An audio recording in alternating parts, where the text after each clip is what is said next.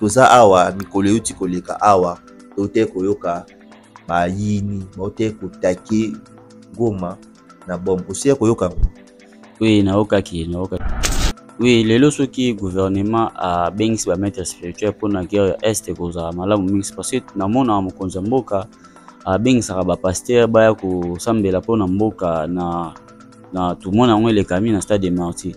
Mais le jour que ba ozape ningisa na pia ko bengisa ba maître spirituel ba sila kosala ba prière pour na mboka na biso komona ekozala malamu mingi omona ki ba bituma yesu na est ya nego sila c'est parce que ba autorité na biso ba mingi ba pesi ba mipesi na christianisme au lieu que poko na biso na capacité même souci ya kosisa ba guerre za na est ya na donc c'est ça. Olobe loko moko eza capital pamba te to komona pe lolenge makambo yango bande banda to kokende plus de 20 ans ou eza ki to kaka parti wana lelo esalaki boye lelo ezongisaki boye lelo esalaki boye lelo ezongisaki boye.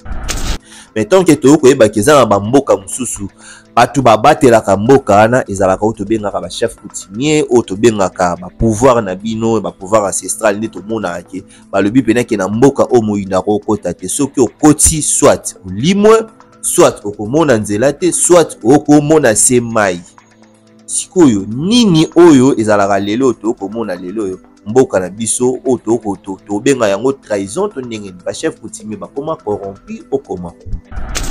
Oui, ceux qui paient montaza na poison na nzela ya bakoko ba pesaki ngai ba formule lolenge nini na koki ko bikisa montaza na poison. Donc ceux qui montaza na poison na zai na lolenge o na kosala pona ko traiter mutu wana pe a bika. Ba o ba batelaka mboka ba o basalaka na toujours pona ba pouvoir na biso to kosola yango na moko ya maître Moussa par rapport ya ba question oyo ezalaka lié na makambo oyo etali religion yango malgré peke mwa nyamu eza mwa moke parce que to komona bayi mboka ba kokota baoti na mboka mususu bayi na mboka na biso pona ko saccager pona ko maltraiter bandeko na biso. Mais to éviter pouvoir ancestral est-ce que ezalaka na force pona ebiki na kala ezaki ke bakoko so balobi ke batu ba okota te bo ba kiava bokota soki bobo tchani bomona mai o so pokoti na loyenge obungi ti bango bakobimisa yo. La spiritualité ancestrale a okaki esengaka pesa tata pesa mama pesa soso nzoka soso yango nde nango moto te. Bon wana eza so na bibongo c'est parce que eza ba pasteur nde basala ko diaboliser ki bokoko na fisa ki ndo ki baliaka batu eza le contraire. Mais ba pasteur ka même pasteur wana bayaka suko singa suko pouvoir ancestral donc ezaka façon ko ba bebisa nini réputation ya ni ya pouvoir bakoko na biso mais bakoko na so basala makambo bomba lo bakana te. Lich n'est plus dans makasi ko longola kombo ya Jésus Christ. C'est parce que tout sambela nzamba bapaya. Parce que depuis christianisme yo calculer depuis christianisme kota na mboka na biso ba otanya elora malamu ni ozotambola avancement ezati ezaka ki hormone na avenir moko comme ba cette église mais na avenir na kindokeza makasi bozomona la différence c'est dans lich na biso ba maître spirituel ezali que ça ni olongola christianisme ana kotombola kiboko na biso tozongisa na valeur portemone manger que ça vrai ezali existara to pesa yango mais za ba directif ba repesa yo na pona ki ozo apporter monnaie magique.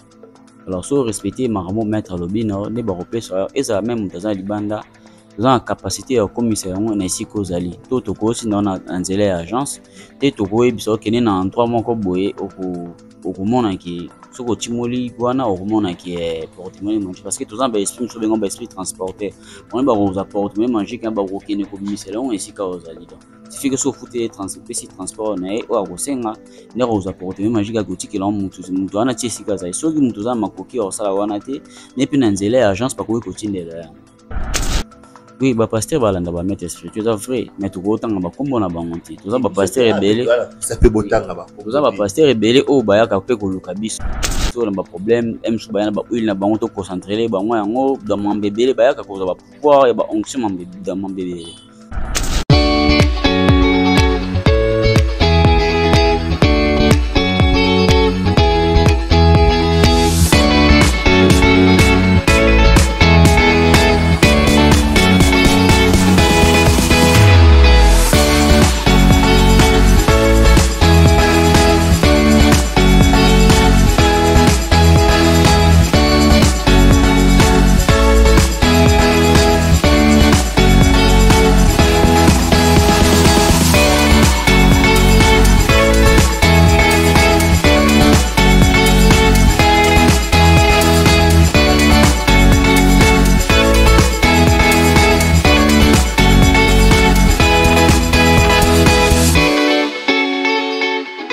esengo ya koyeba ke boza ebele ya kolanda biso na kata chaîne okitoko oza Totonga Congo Télévision. Totonga Congo Télévision chaîne moko oyo ezalaka na kaka mpona kopesa bino baactualité na moment nyonso tu esengeli kaka lolenge contrat ya biso ne bino ezalaki biso tokopesa bino baelema biso tokopesa bino baémission biso tokolakisa bino maye oyo eza koleka na kati ya République démocratique du Congo. En réalité bino devant na bino ezalaka kaka se kopartage baelema na biso koaimer kosabone kokommente mpo toyeba maye nini oyo bozokanisa na baye nyonso tu oyo bolandaka concernant baelema na biso. C'est toujours moi le vôtre Star Lilima, autrement dit garçon capable à l'homme le plus difficile à gérer.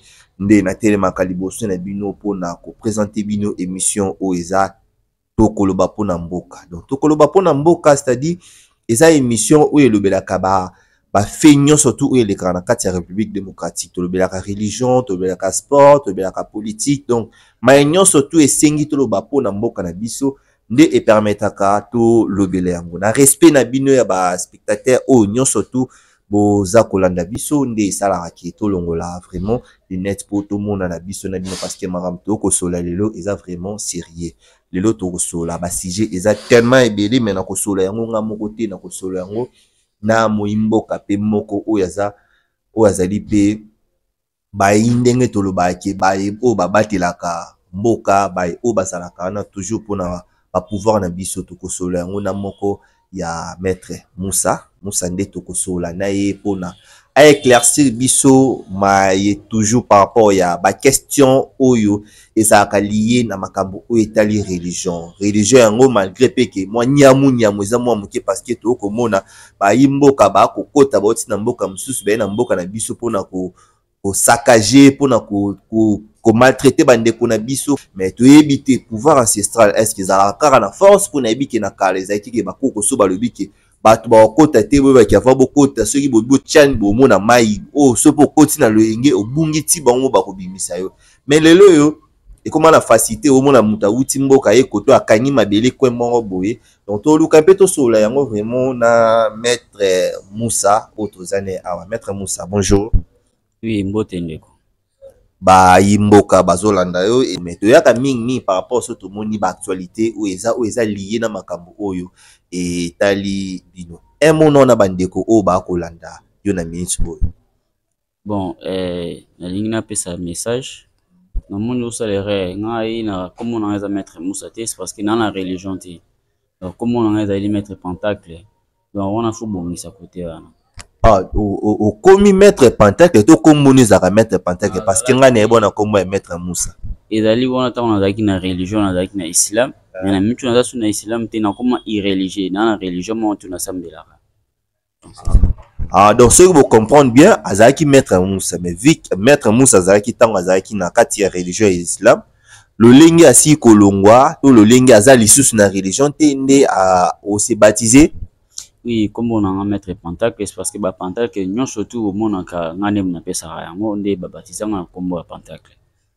Donc baimboka ndenge boki maître Moussa kolo et maître Pentacle le lenga bo comprendre que na s'habituer déjà na ngo ese kota mais malembe et to remesa na biso pe na Pentacle nenga le bilo lenge a ko pesa ba Pentacle le lenge ezali baimboka ba kolanda yo tolandi yo awo olbiki ba Pentacle nyonso tu ba Pentacle nyonso yung to pesaka ba Pentacle nyonso tu sikoyo nini esali yo olongwa religion poko koma irreligion.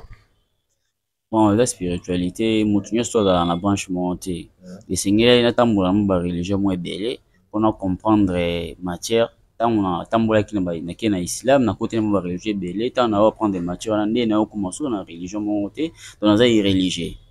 Ce qu'on est irreligieux bongo et ça n'a pas inconvénient te. Ça n'a inconvénient c'est parce que bakoko na so ba na religion monte ba na sambela. Donc c'est ça.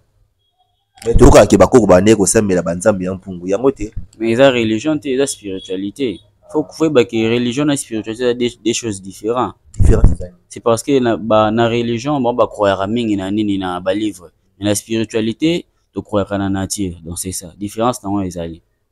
Donc religion ba croyaka sur ba livre oui ba livre c'est ba course moment qui au paradis parce que soki na religion oyo okuta baza na balwa na bango soki na mpo bareligieux ebele oke kuta okuta balwa na bango na spiritualité ezaka moko mais toza na plusieurs religions c'est ça yango nango c'est basé na spiritualité yango o c'est basé na spiritualité mais bayimboka pe toyoka ba spiritualité ngo eza ebele siko yo spiritualité nini oyo kosalela bon nga na osalela beaucoup spiritualité ancestrale oui ba spiritualité ba ancestrale yango bato babanga yango balinga yango ba musulman parce que babiki kuna basengaka ba makila te ba spiritualité ancestrale na toyoka ke esengaka pesa tata pesa mama pesa soso nzoka soso yango nde eyi nango moto te.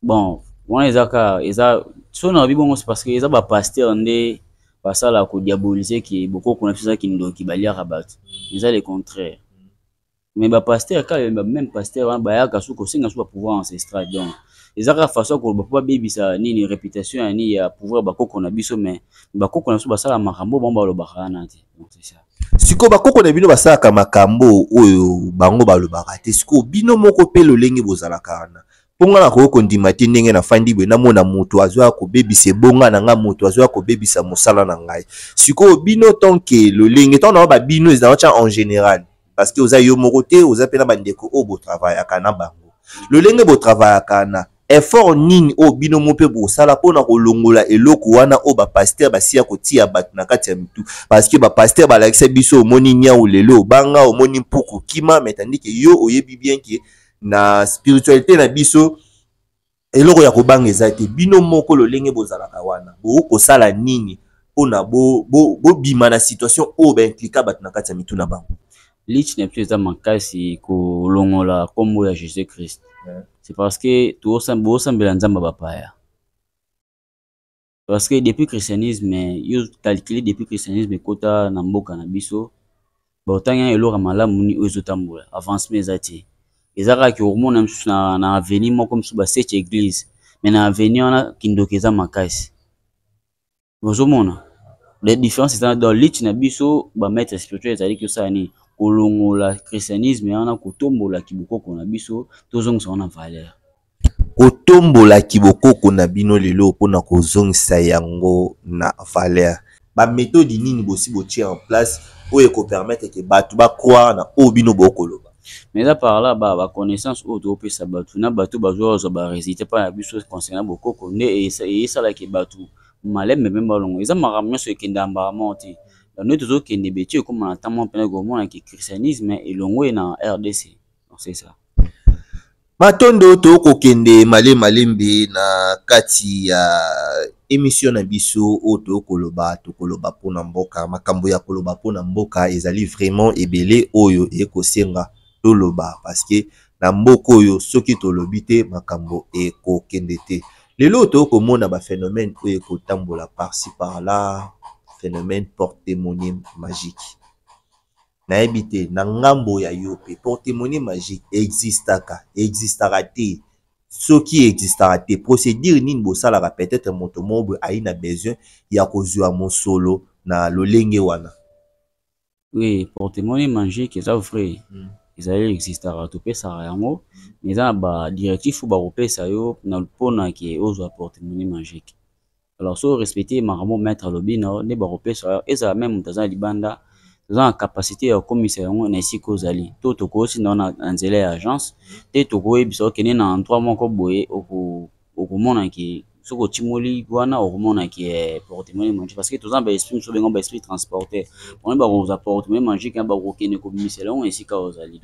Suffit que ce foutez transport na o akosenga ndeko ozaporte même magique agotiki la mutu ana tiesika za soki mutu za makoki osala wana te ne pe na nzela ya agence pa ko tindela c'est ça donc au pe na moto na agence par exemple ouais sika azali na Europe na Asie na Amérique à retirer oui partout kokota contact na yo pasara comment contact na ngai ezali kaka soki obengi ngai na numéro na ngai donc le numéro eza plus 243 89 8670 plus 243 89 8670 wana eza numéro na ngai okobenga même na WhatsApp okoki kokomela ngai okobenga pe na appel normal eza pe ka numéro wana to pe okobenga ngai sur na plus 243 83 23 16 235 wana numéro ya Pentacle baye nyonso tu boza na besoin ya ko contacter Pentacle numéro wana lelo a PC.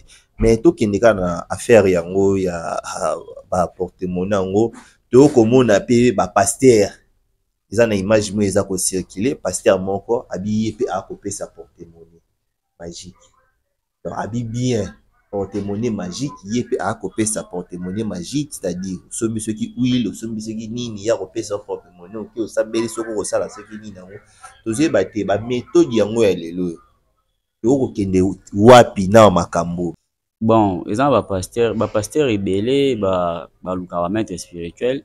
Donc akoki koloba likambo wana ayebi ki aza na maître moko x or kende pa na ye akopesa ba directif mais ya ko changer na forme mosusu akokende na forme mosusu mais ezali ne maître ne muta kopesa ye porte-monnaie pa pesa. Donc ba pasteur mingi ba comment ko communiquer ba maître spirituel mais jamais akoleka aloba kete na okende kota mutentel ako se présenter makalo ko aye mais aza na maître oyo akokende akopesa ba directif apesa muta na portefeuille magique.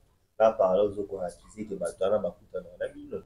Oui, ba pasteur balanda ba maître spirituel, c'est vrai, mais tout autant ba kombo na ba monti. Tout ça ba pasteur rebelle. Ça peut botanga ba. Tout ça ba pasteur rebelle o ba ya ka pe ko luka biso na ba problème, emsu ba ya na ba huile na bango to concentrer les bango yango dans mon bébé ba ya ka ko ba pouvoir et ba onction dans mon bébé. Donc on a dit que ça ba maladie nyon surtout ezali spirituel donc ramnyo surtout spirituel na sala. On a dit que ça. Donc etanga nyon surtout etanga miko spirituel na bi ki ça.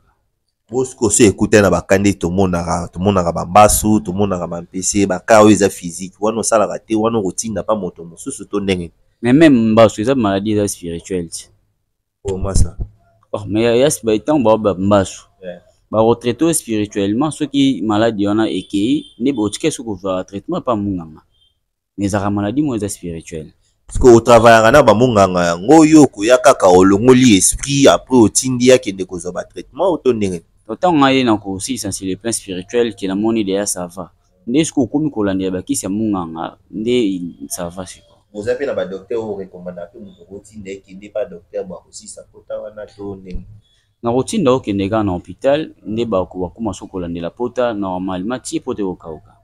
Est-ce que yo pe au traitera ba poison to ndenge ni? Oui, ceux qui peuvent monter na poison, na nzela ba koko ba pesa ki ngai ba formule lolenge nini na koki ko biki sa mutaza poison. Donc ceux qui monter na poison, na zena lolenge o na ko sala po na ko traiter mutu wana pe a bika. C'est ça. Mais poison ni est physique, toi ni est. Il y a on a le but. Et ça c'est le plan physique et ça c'est le plan spirituel. Donc on a ba méthode nini o ba koko ba pesa ki ngai po na ko biki sa batu. C'est ça. Wana imaloba ko utapa ya Pentacle lolenge asi koloba azali na ba méthode oyo ba koko basili ko lakisa ye yo mutu za na problème ya poison yo mutu za na problème ya mbasu yo mutu za na maladie nyonso tu ezaki otamboli bisika nyonso tu ozwaka solution te Pentacle aza wana banda numéro. Oui, numéro na ezali plus 243 89 8672 plus 243 89 8672.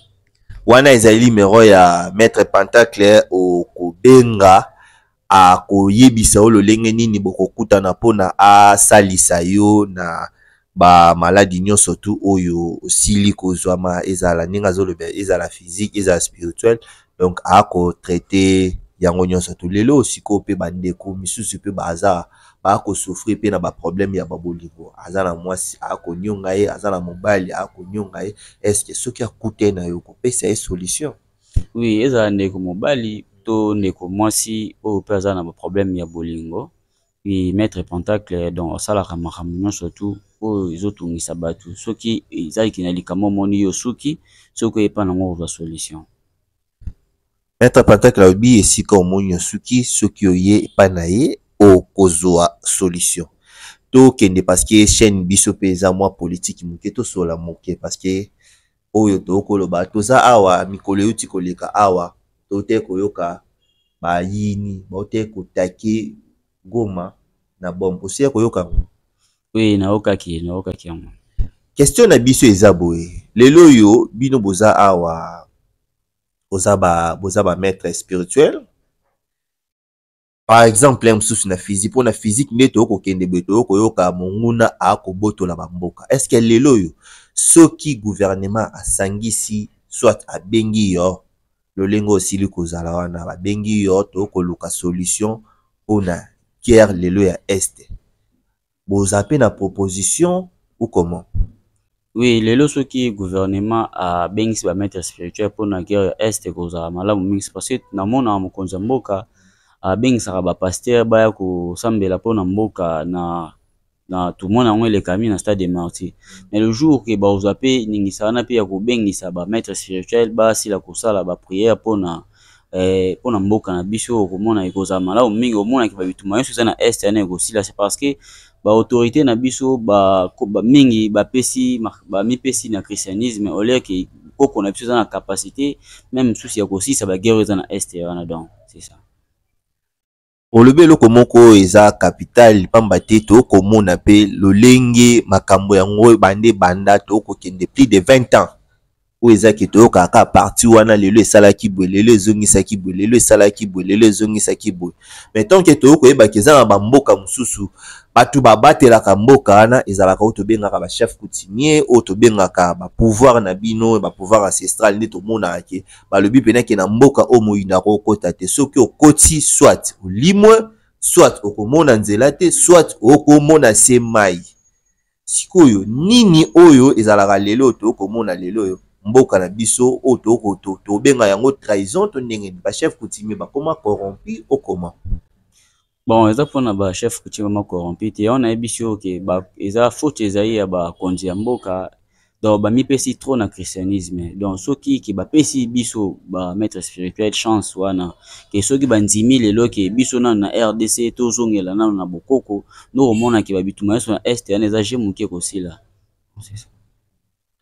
Merci tozo continuer toujours to moni na sima na biso ba mboka ba komona wana to komona o eza wana oyo eza ni bon oyo zo mona oyo ezali tan oyo na kendaki na village na biso nde ba sila kopesa ngai kan oyo eza na pouvoir ya bokoko nde ezali kano na yaki nango yango moni tan ebele na wana mona su na TVT.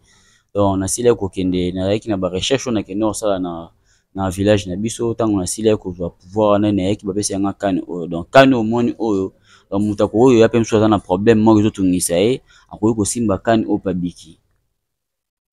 Wana oza koasire bato ke soki moto aye asimbi kane oyo nde akozwa lobiko na baproblème oyo ayeli yango. Oui kane oyo ezosala makambo nyonso surtout. Donc moto akoki kosimba mimi kane oyo asimbi yango eza balosambo oyo so na tangi donc okozwa solution à travers ya kane oyo.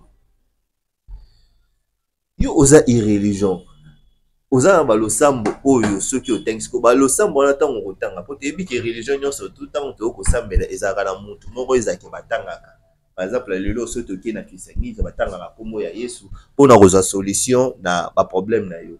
Lelo soki tobi toya na bokoko tomonaka bato babelaka bakimpavita babelaka bataonda babelaka basimo kimbala.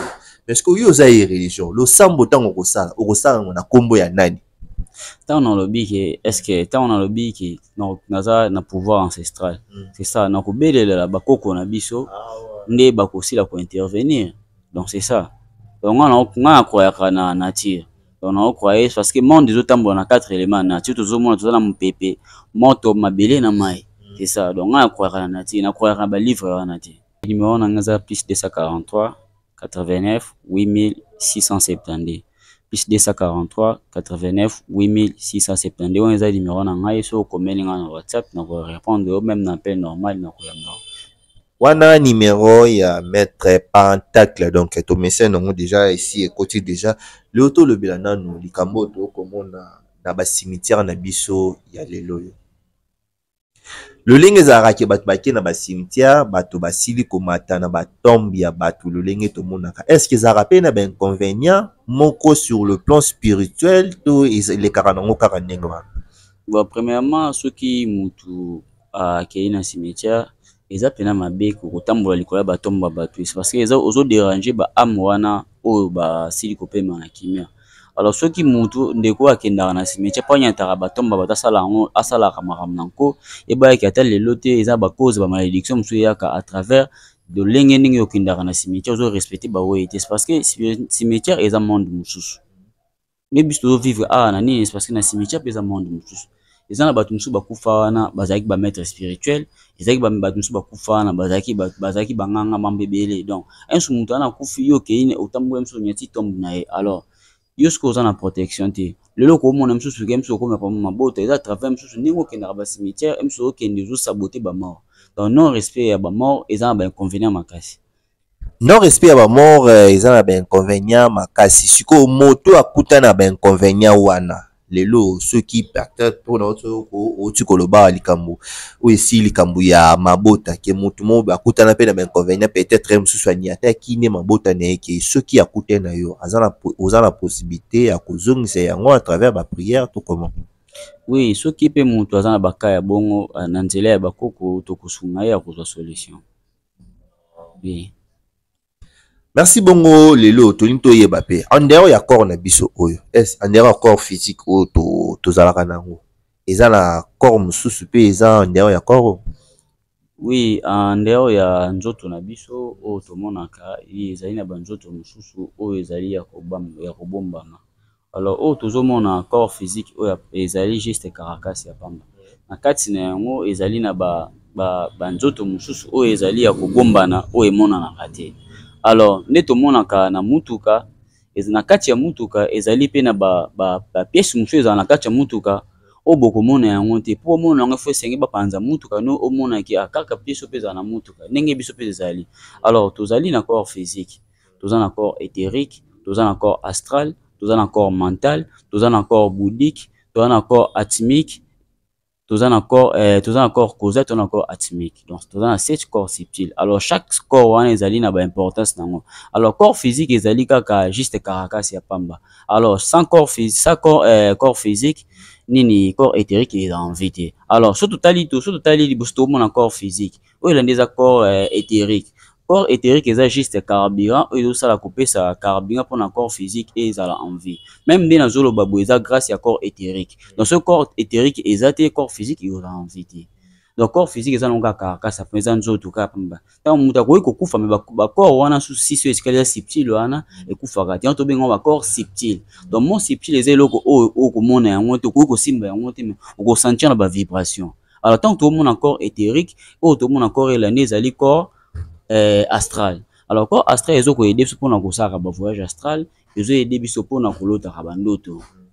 Alors tant que mon corps mental ezo aider mutu pona ko raisonner pona ko réflexion. Alors so otali corps mental baza lié na corps causal. Corps causal ezali corps causal eza le disque dur ya mutu. Makambo nyonso tomonaka o biso o to raisonnaka na vie ekena kovanda na corps causal. Eza juste magasin oyo ekena ko magasiniser mambo surtout ya biso ya vie. Alors lelo koza misu na projet moko fa ko sala. Alors tantôt misu za na mbongo te. Alors tant on reçoit tant ko raisonner ne ba projet wana ne ekena ko vanda ce qu'on a corps causal. N'était sozo comprendre très bien. Alors tant on vanda na corps causal. Alors nkolo yo koza misu ozima ko ki misu ya ko okisa ba poso zaki na alors comment est-ce que corps causal corps mental a ko bouger nini corps causal. Tant on bouge corps causal a coupé ça et sur ba information surtout aux aka nango o kanisa kanisa kwa ça tant on raisonner yango no comme ce que yena mutu no ça nini o comme ce que ça la makamyo surtout wana asozo mo pe corps causal aza lié na corps bouddhique. Corps bouddhique to bien encore de la connaissance et on doit aider tous à ba connaissance na instance moins supérieure ni to ça ba voyage astral ko nous a ba connaissance et ezali grâce à corps bouddhique. Alors tant tout le monde encore après corps bouddhique na suka tout le monde est corps atmique. Corps atmique ezali to benga encore divin. To benga encore de la conscience. Mutu nyonso tu na vie akosa likambo jamais ko sa conscience na ye. Même yo nde ozabo. Okoki ko sala mutu mabebe ochubi mutu mbeli. Atoko wanga na misu ya batu. Mais conscience na yo moko miyebi ide ke mutu ngam na bomaki ye. Et to benga encore divin. Donc mutu akoki ko sala likambo ko sa conscience na ye te. Mais batu ebele soki to ebisi batu ke en dehors ya ba nzoto na biso ta ba nzoto mususu ba ko beza kindoki. Eza kindoki eza connaissance o nzambe atia na kati ya mutu mais l'aide ba pasteur bazo baka kete à part to zara na nzoto ya pamba oyo eza lokuta mais eza lokuta faut ba même yupo za na kati na oyo ki oza ba minzoto mususu eza na kati ya robatama. Alors faut ba que tout ça pe kana ba corps physique a maté ba corps na biso pe lié na ba chakra eza ba antenne o esaka biso ko tcha connaissance na ba contact na ba instance supérieure tant biso sala ka ba losambo tant to sala ka ba concentration par l'aide ya ba chakra eza ko ba antenne ne recevoir ba énergie subtile wana donc mon subtil eza eloko oyo okomona yango to sentir ba vibration par l'aide ya ba chakra ne to recevoir ba énergie alors ba chakra ezevandaka na colonne vertébrale ya mutu alors to za plusieurs chakras. Donc on a émission oyokoya na ko démonter ba chakra moko alors ba corps na biso peza lié na 7 monde peza lié na 7 jours de la semaine otobaka otomona ka soleil lune mars mercure jupiter venus na saturne mais na mifo koya na ko décortiquer ba chakra donc c'est ça wana maître ya siliko tika bino o atiki bino na posa donc a flasher bino ka moke. Donc na yo muto biso ya mbala ya liboso s'abonner na chaîne oyo s'abonner commenter aimer partager pe makambo oyo toyoki awa esuka kaka na biso te kasi ekomela pe bandeko mosusu o ba sili kozoma pe bizinga zinga donc partager vraiment émission ko bossa na vraiment te ko s'abonner maître numéro eza wana na kosenga pe na bandeko o baza na ngambo ya masini kuna ba afficher numéro yango bande ti suka po ezalaki moto nyonso surtout na moment nyonso to akokota akutana na numéro wana pamba te azwa ba contact ya maître po basola vraiment na ba problème nyonso tu oyo za nango donc maître na bandeli alobaki pena azo traiter ba problème nyonso tu ezala spirituel ezala physique donc yo mutu souffrir yo mutu moni pena ke komi na suka la defo komi ko senga pe anzambe na kufa na ngaka ko senga liwate benga numéro eza wana maître to komi na biso na suka ceux qui eza na mai o fali to loba to o to poser te o moni ki okoki kotalisa na bandeko o ba kolanda biso micro bon na ko senga bandeko nyonso tu oyo ba beti libaku ya kolanda ngai kombo na ngai ezali maître Pentacle mutu nyonso tu asili koza ba problème oyo ezali spirituel a hésiter te ko benga akoza solution eza même oza libanda ate oza libanda maître Pentacle aza na capacité ya kosunga même mutu aza libanda parce que esprit azalaka na frontière te esprit akendaka partout ya lingi donc soki pe mutu aza na problème tozali pe na capacité ya kosunga mutu aza libanda donc c'est ça.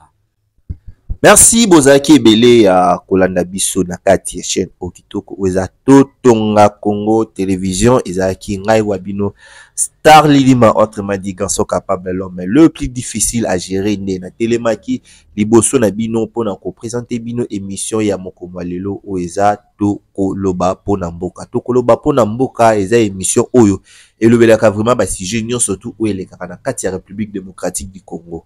Mais tous aura pe moi mouké pourquoi pas tous aura pe makamboé koleka na Afrique pourquoi pas pe tous aura pe ou eza koleka na monde c'est-à-dire a ande sika topé sarabino ba information na ngonga nyonso surtout oyo esengeli na yo muto biso to continuera toujours ko senga kake bo s'abonner bo aimer bo commenter bo partager ba élément na biso pour et permettre bandeko oyo ba 8 ans ya kolanda te et comme la bango na ba téléphone na bino. Merci na mama sociale mama Rachel Ngoi oya pesa Star Lilima confiance et teneba na kozala kaliboso na bino pona kosola na bino. Merci na papa Kyungo Ngoi donc tonto komona mama azala kaye moko te azala rapena papa. Merci pe na ba abonné fidèle na biso nyonso tout obo kolanda to bandaki na 1000 to komi na 2000 pe lo to komi na 11000 abonnés donc eza vraiment facilité eza kolakisa ke musala e ko sala makitoko pour ceux qui musala ezaki ko sala maté ba abonné boko matate donc tant boza ko bakisa ma chaque jour boko bakisa ba 100 ba 200 ça montre que musala eza malamu donc to kozala kaka wana pona kopesa bino esengo oyo bozalaka nango pona kopesa bino ba émission ya solo pona kopesa bino ba analyse ya solo pona kopesa bino ba information ya vrai donc to changer tout to kozalaka kana ligne wana parce que na yango nde to ko comprendre que boza ebele ya kolanda biso. Merci to tikala vraiment malamu to kutani na numéro ya sima. Merci. Bye bye.